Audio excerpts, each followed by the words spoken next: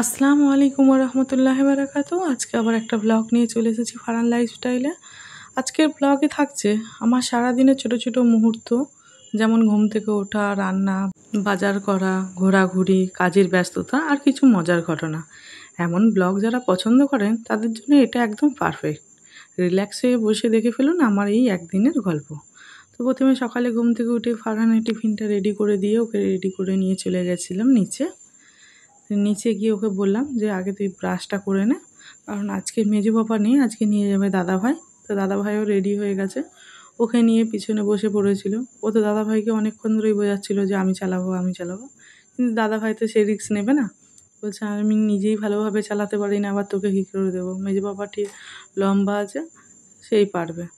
তাই বললাম বাবু তুমি কিন্তু পুরো টিফিনটা খেয়ে নিও। তো বললো হ্যাঁ মা টিফিনটা খেয়ে নেবো। তারপরে নিয়ে চলে গেছিলো দাদাভাই স্কুলে। ও চলে যেতে তারপরে আমি চলে গেছিলাম ওপরে আমার অনেক কাজ ছিল একটু, সেই জন্য চলে গেছিলাম। আজকে আর নিচে কোনো রকমভাবে ওয়েট করিনি। তো দুটো ঘরের আমার বিছানা তোলা হয়ে গেছে, ভালোভাবে আমি ঘরটা ঝাঁট দিয়ে মুছেও নিয়েছিলাম।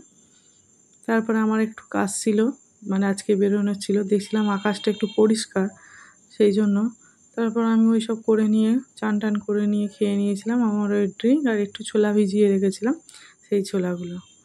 তারপরে আগের দিনে কাপড়গুলো ছিল সব ভিজে ছিল, শুকায়নি, সেই জন্য এই রোদ উঠেছে, এই রোদে ছাদে দিতে এসেছিলাম। তারপরে ভাবলাম চলো একটুখানি তোমাদের সাথে আমাদের ছাদ বাগানের গাছগুলোর একটা ভিডিও তোমাদের সাথে শেয়ার করে দিই। তো দেখো মোটামুটি সব কটা গাছে ফুলও এসেছে, ফলও এসেছে, কত সুন্দর সুন্দর সব ফল এসেছে দেখেছো। লেবুটা হলুদ হয়ে গেছে বলে আমি পেরে নিয়েছিলাম। তারপরে সব ফুল গাছগুলোকে দেখছিলাম, কি সুন্দর ফুল গাছগুলো হয়ে গেছে দেখো।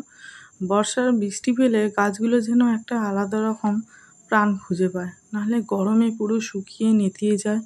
যেদিন যেদিন বৃষ্টি হয় সেদিন এক দু ঘন্টা পরে গিয়ে দেখি গাছগুলো যেন একদম অন্যরকম হয়ে গেছে, পুরো সবুজে সবুজ।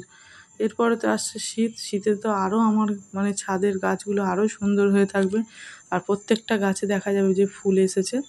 তো আজকে একটা নতুন অতিথি এসেছে আমার গাছে, আমি এটা দেখিনি, হঠাৎ করে আজকে ছাদে গিয়ে দেখলাম এই চেরি গাছটায় 3টে কি সুন্দর লাল লাল ছোটো ছোটো চেরি এসেছে। তারপরে আমি ওখান থেকে নিচে নেমে রেডি হয়ে বেরিয়ে গেছিলাম হাজব্যান্ডের সাথে, একটা দরকারি কাজ ছিল সেই জন্য বেরিয়ে গেছিলাম, কিন্তু রাস্তায় মুষলধারায় বৃষ্টি এসেছিলো, সেই বৃষ্টিটা থামতে আবার ফের উদ্দেশ্যে রওনা দিয়েছি। তো যাওয়ার কিছুক্ষণ পর ওখানে আমাদের প্রায় একটা বেলা কেটে গেছিলো। তারপর ওখান থেকে কাজটা মিটিয়ে আমরা ফের বেরিয়ে গেছিলাম বাড়ির উদ্দেশ্যে। তো ওখান থেকে আসার সময় কিছু ফল মানে খুব কম দামের, আমাদের এরিয়ার দামের থেকে ওখানে দেখছিলাম খুব কম দামে বিক্রি হচ্ছিল। তা ভাবলাম চলো আজকে একটু ফল কিনে নিয়ে যাওয়া যাক। তো ফারহানের জন্য আমি কিছু আপেল, নাশপাতি, কলা, শসা এগুলো সব কিনে নিয়েছিলাম, অনেক ফলই কিনেছিলাম। তো ফারহানের বাবা বারবার বলছিল এখানে কিন্তু ফলের দাম যথেষ্ট কম, ঠাকুরপুকুর বাজার বা আমাদের সরসোনা বাজারে হলে ফলগুলো প্রায় হাফের দাম বেশি নিত। তারপরে এখানে মনে হয় একটা অ্যাক্সিডেন্ট হয়েছিল, দেখো গাড়ি ভর্তি পুরো জ্যাম হয়ে গেছে। এখানে আমাদের যেহেতু বাইক ছিল বলে আমরা কোনো রকমভাবে কাটিয়ে কুটিয়ে বেরিয়ে চলে এসেছিলাম। তারপরে যখন এইদিকে এসেছি তখন দেখো কতটা রোদ, গা জ্বালা করছিল রোদে। তারপরে এসে খাওয়া দাওয়া করে ফারহানকে বললাম সন্ধ্যেবেলায় তো পড়তে যেতে হবে, তো ফারহান রেডি হয়ে গেছে, ওর পাপা ওকে দিয়ে আসবে, তো আমাকে এসে চুমু খেয়ে চলে যাচ্ছিলো, আমি ওকে দুটো চুমু দিলাম। দেখো ছেলে কেমন বড় হয়ে গেছে, এইসব দেখলেই বোঝা যায়। তারপরেও আমিও বেরিয়ে পড়েছিলাম একটু সন্ধ্যের টিফিন আনতে, কিছু কিছু জিনিস আমার খুব দরকার ছিল রান্নার জন্য, সেই জন্য আমি ওকে পড়তে পাঠিয়ে দিয়ে আমরা বেরিয়ে গেছিলাম দুজন মিলে। এটা হচ্ছে আমাদের বাড়ির মেন রাস্তা, এই রাস্তা দিয়ে গেলেই তাড়াতাড়ি আমরা পৌঁছে যাবো আমাদের মার্কেটে। আমরা গেছিলাম সমবায়িকা সরকারহাট সুপার মার্কেট, যেটা ওখানে থেকেই কিনে নিয়েছিলাম আমার সব জিনিসপত্র। এখানে অন্যান্য মানে মার্কেটের থেকে অনেক দাম কম নেয়, প্রায় প্রত্যেকটা জিনিসেই 2 থেকে 5 টাকা অন্তত কম পড়ে জিনিসের দামগুলো, সেই জন্য আমরা এখান থেকেই বেশিরভাগটাই কিনি। তো এখানে গিয়ে আমি দেখছিলাম কী কী আমার নেই, আমি একটা লিস্ট করে নিয়ে গেছিলাম ফোনেতে লিখে। তো সেই লিস্ট হিসাবে আমি সেই সব কাউন্টারে গিয়েছিলাম, যেতে সেখান থেকে আমি একটা একটা করে জিনিস নিয়ে নিয়েছিলাম। মোটামুটি এখানে আমি বেশি সময় ওয়েট করিনি, লস্ট করিনি, কারণ আমার ফারহানকে আবার বাড়িতে আনার ছিল, ও যেহেতু টিউশনে আছে, ওখান থেকে আমি ফেরার পথে বাড়ি থেকে বলেই বেরিয়েছি যে আমি নিয়ে যাব। তারপরে এখানেই আমি সব কিছু তাড়াতাড়ি করে ও আর আমি মিলে দুজন মিলে বারবার ওকে বলছিলাম এটা নিয়ে নে তুই, আমি ওটা নিয়ে নিচ্ছি। তারপরে এই যে এখান থেকে নিয়ে নিয়েছিলাম, একটু সিমাই নিয়েছিলাম। ঈদের আমাদের ঠাকুরপুকুর বাজারে যে সিমুইটা বিক্রি হয় এখানে কিন্তু সেই সিমুই নয়, বা সেরকম টেস্টও নেই। দেখলাম তো নেওয়ার সময় খুব একটা ভালো টেস্টও নেই। তো যাই হোক, যে কটা জিনিস পেয়েছিলাম সে কটা জিনিসই এখান থেকে নিয়ে নেওয়ার চেষ্টা করেছি। দেখো এখানে মশলাপাতি ছিল, এখান থেকে কাস্টার্ড মিল্কটাও নিয়েছিলাম, কাস্টার্ড পাউডারটা।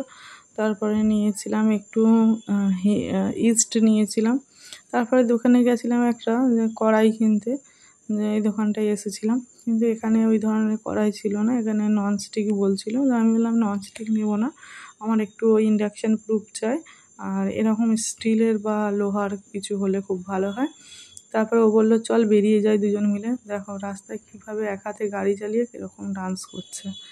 তারপরে ওখান থেকে আমরা চলে গেছিলাম শখের বাজার। শখের বাজারে এই দোকানটা যে আছে, এই দোকানে হেন কোনো জিনিস নেই যে কিছু পাওয়া যায় না, সব জিনিস পাওয়া যায়, আবার সাধ্যের মধ্যেও থাকে দামটা।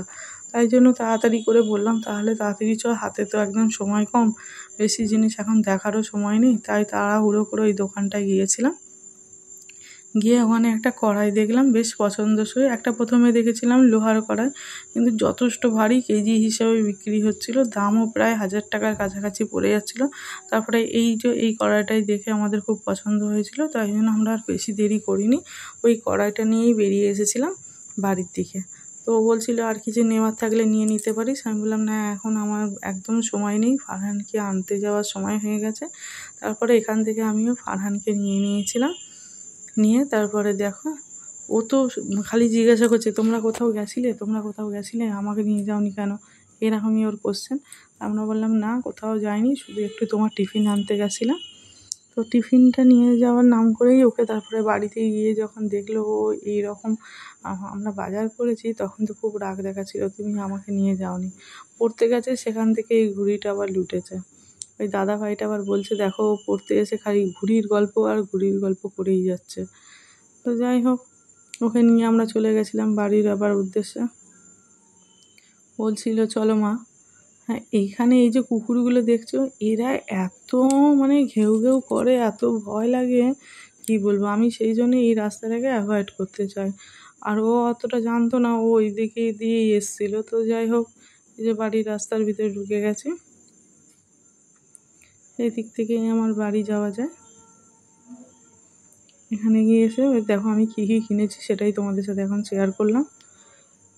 এই কড়াটা ঢাকনা সমেত, কত নিতে পারে তোমরা এই দামটা বলো।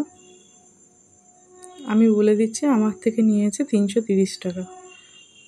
তারপরে এই সব গ্রসারিগুলো নিয়েছিলাম, এগুলো খুব দরকারি জিনিসপত্র, বিশেষ করে আমার রান্নাঘরের জন্য, সেই জন্য আমি পুরো কিনে নিয়েছিলাম। ভিডিও ভালো লাগলে লাইক দিন, কমেন্টে জানাবেন কোন অংশটা বেশি ভালো লেগেছে, আর সাবস্ক্রাইব করে পাশে থাকুন আমার প্রতিদিনের গল্প শুনতে। আবার দেখা হবে, টাটা বন্ধুরা।